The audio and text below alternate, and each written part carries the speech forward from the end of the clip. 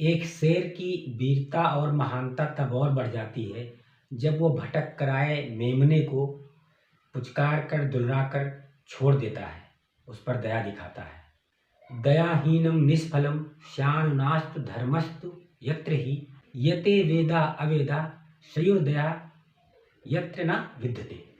दयाहीन काम निष्फल है, बेकार है, उसमें धर्म नहीं है, और जहाँ दया नहीं है वहाँ वेद भी अवेद है। न च विद्या समो बंधु न च व्याधि समो रिपु न चापत्य समो स्नेह न च धर्मो दया परा।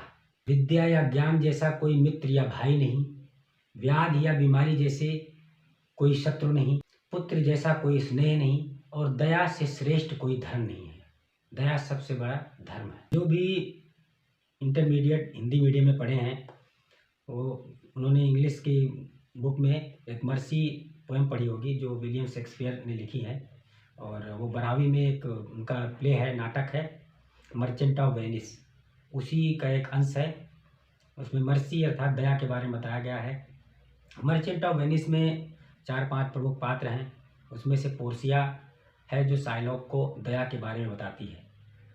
पोर्सिया, साइलॉक, एंटोनियो और बेसेनियो ये 4-5 प्रमुख कलाकार हैं।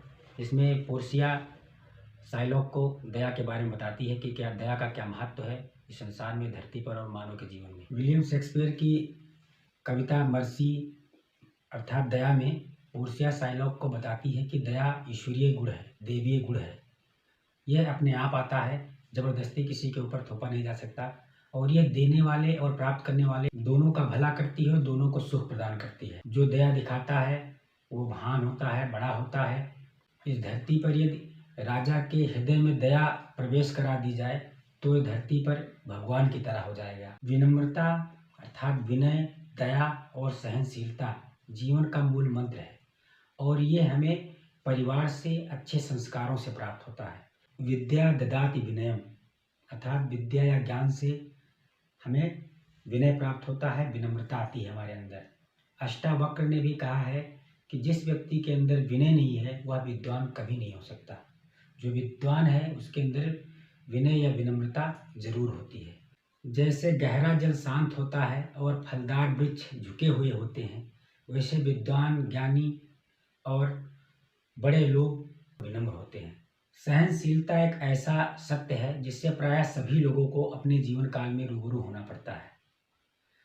सहनशील होना एक गुण है जिससे जीवन का वास्तविक विकास होता है।